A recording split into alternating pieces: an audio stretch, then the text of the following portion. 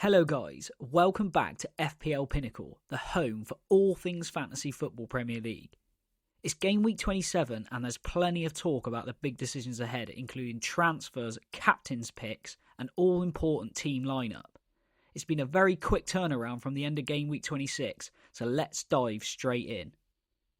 Before we talk about game week 27, here's a quick recap of my game week 26 performance. I ended up with 85 points, giving me a green arrow from 192k to 180k.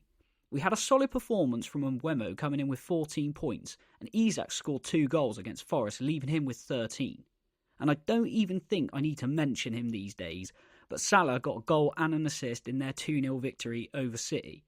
But I also had a hell of a lot of blanks, especially from the Saturday 3 o'clock games. Arsenal have started their usual bottle, losing 1-0 to West Ham, so no returns from Raya or Gabriel, and Bournemouth are down to 10 pretty early on, making it difficult for any attacking returns. Lewis Hall was on the bench with 9 points as well. That was a tough pill to swallow. Overall, a very uninspiring week, but a green arrow is a green arrow, no matter how small. Because of the quick turnaround between games, the players you look to target may be very similar to the weekend. Don't forget, it is a midweek game week and the deadline is 6 o'clock on Tuesday. Make sure to subscribe and turn on the notifications so you never miss an update. Over 90% of you watching aren't subscribed. In terms of the defenders, and this is a bit of a tough one because the 2 best attacking defenders don't have fixtures in 29.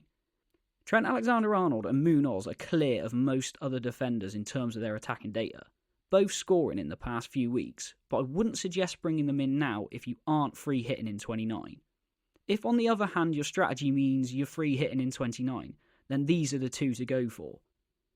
Guardiola is another brilliant attacking defender, and people are going to be looking at Man City assets again very soon, especially from game week 29 onwards, so it may pay to get them in early if you don't have a huge team value.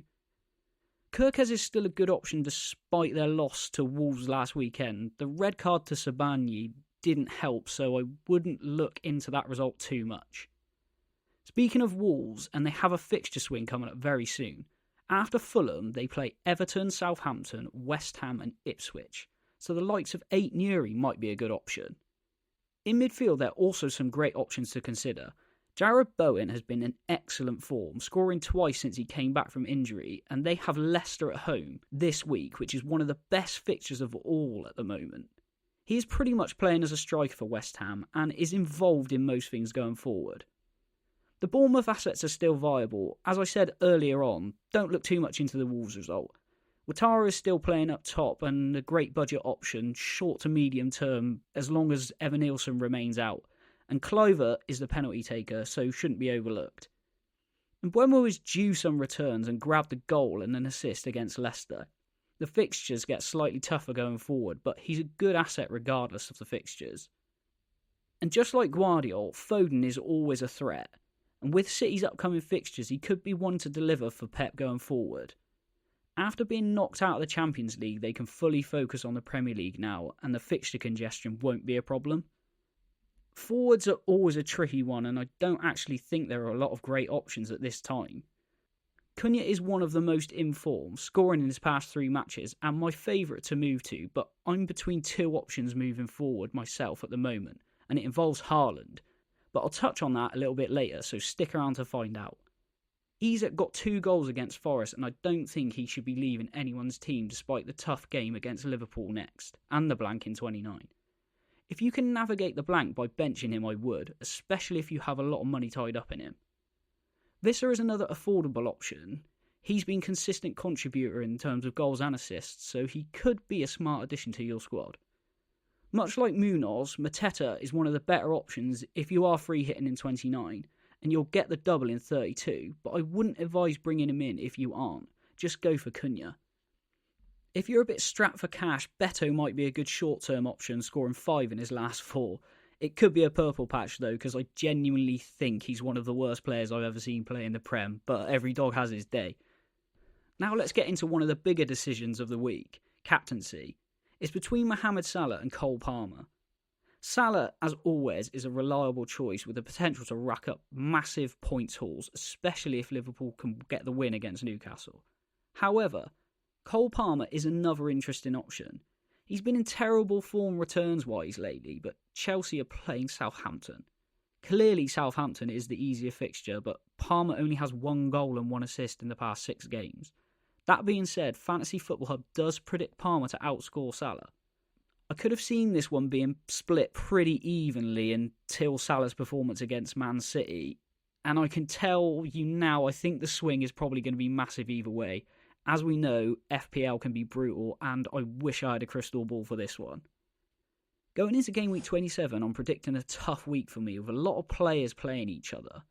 Isak is facing a Liverpool defence and Wood is facing Arsenal's. The plan has always been to roll this week to navigate 29 without free hitting. This means if I was going to transfer anyone out, it would be somebody who misses a fixture then. I spoke earlier about Cunha being the best option, and I think he'd be going into my team for Gakpo this week if it wasn't for the fact I would like to have Haaland in 29. From Game Week 26 to 29, if I roll each week, I will have 3 free transfers, and I'll be able to get Haaland in if I take Palmer out. This might not seem wise at the moment as Haaland is currently out, but we don't know how long for. If we find out it's longer term injury before Game Week 29, I'll just move Gakpo out for Cunha and I'll play that strategy. But I think waiting for more news and potentially having Haaland for 29 could be a massive benefit. So that will leave my team looking like this for Game Week 27. No change from my Game Week 26 team with Raya in goal. Robinson stays despite Lewis Hall getting the points in Game Week 26 for the easier fixture.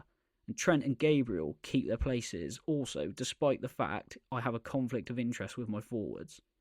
At the moment, the captain's armband is on Palmer, but this could easily be Salah at the deadline. I think I've just done it to feel like I'm mixing things up a little bit. The 2 Bournemouth mids in Ouattara and Kluivert stay for their fixture at Brighton, and Mbeumo plays a much improved Everton of late. Up top, as I said, is a major conflict of interest with Isak and Wood playing against my defence, but I don't really have any choice, as I don't plan on taking them out. Again, as I said, there is still a small chance I go for Cunha, but he's also got a fixture against Robinson, so it wouldn't be fixing anything. If I did go for him, I'd like to know who you think he would take the place of in the starting 11, as I'm not entirely sure. Overall, it's just a week where I think a red arrow is expected, and I just have to hope that the main threats don't come up with much to hurt me. Anyways, that's it for today's video. If you found the tips helpful, make sure to hit the like button and subscribe for more FPL content, and don't forget to turn on the notifications so you never miss out. Drop your thoughts, transfers, questions and comments below. I'd love to hear about your strategies for Game Week 27. I'll be back with more updates, tips and strategies for the upcoming game weeks. Best of luck with your teams, and let's keep aiming for that FPL Pinnacle. See you in the next one.